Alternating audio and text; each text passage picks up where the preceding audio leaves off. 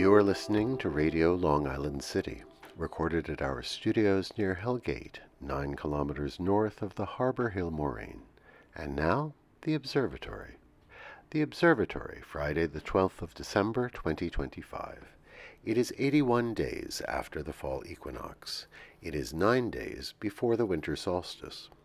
By the French Republican calendar, it is the 22nd day of Frimaire, the day of the bruyère, of heather. The sun rises today at 7:11 a.m. Solar noon takes place today at 11:49 a.m. The sun sets today at 4:28 p.m. Civil twilight ends at 4:59 p.m. and nautical twilight ends at 5:34 p.m. The length of daytime today is 41 seconds shorter than yesterday. The moon is in its waning crescent phase and is 42% full at midday. The new moon will arrive on Friday, the 19th of December. These are the predicted tides today for Horns Hook. In the early morning, high tide, 5:12 a.m., 1 meter 28. In the late morning, low tide, 10:35 a.m., 21 centimeters. In the afternoon, high tide, 4:24 p.m., 1 meter 10. At night, low tide, 10:32 p.m., 9 centimeters. In our shared realm of plants and animals, a few days ago we had the first forecasts for snow, and the city began laying road salt on Broadway. In an environment dominated by cars, road salt is an inevitability. The most common salt used is sodium chloride, the same substance as table salt. It's relatively cheap and is effective in melting ice and snow. But it comes with an environmental cost, leaching into waterways and corroding infrastructure, not to mention its effects on the tender paws of dogs out on their walks. The EPA suggests we can reduce the amount of salt spread each winter.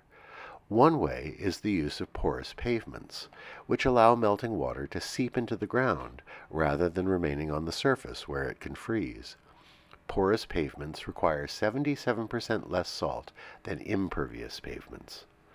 Another practice is pre-snow brining, using a mixture of salt and water, discouraging the buildup of ice. 2 ways we could pull back our effect on the natural environment.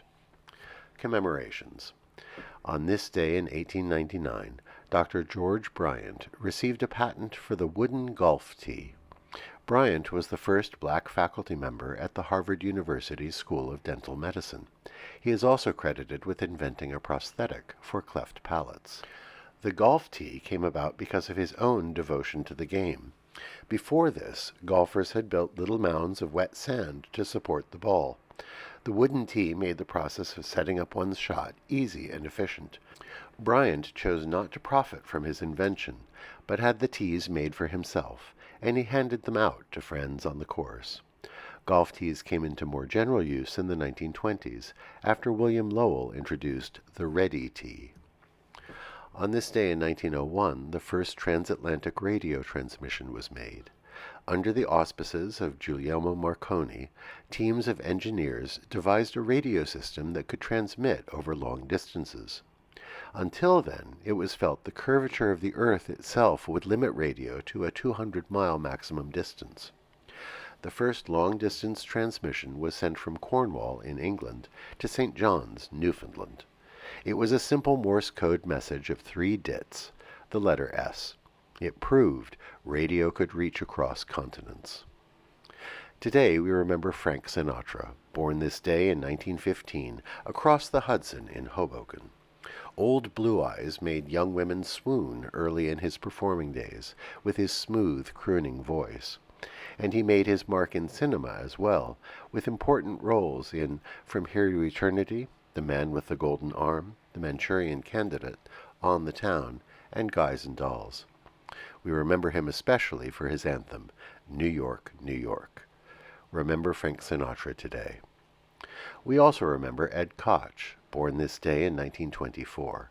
As mayor of New York from 1978 to 1989, he had a profound effect on the city as it rebounded from the fiscal crisis of the 1970s. He described himself as a liberal with sanity, and was known for greeting people on the street, "How am I doing?" We wish a happy birthday to Dionne Warwick, born this day in 1940. Her singing style combines elements of jazz, soul, R&B, and gospel into a pure pop synthesis. We remember her for such songs as Walk On By, Alfie, Do You Know the Way to San Jose? Happy birthday, Dionne Warwick, and thank you for providing the soundtrack to so many of our lives. Finally, today is National Ding-a-Ling Day. Conceived in 1972 by Frankie Heil in Melrose Park, Illinois, it's a day to reach out and contact friends and relatives you haven't spoken with in some time. So today, is there someone you want to reach out to? Happy National Ding-a-Ling Day.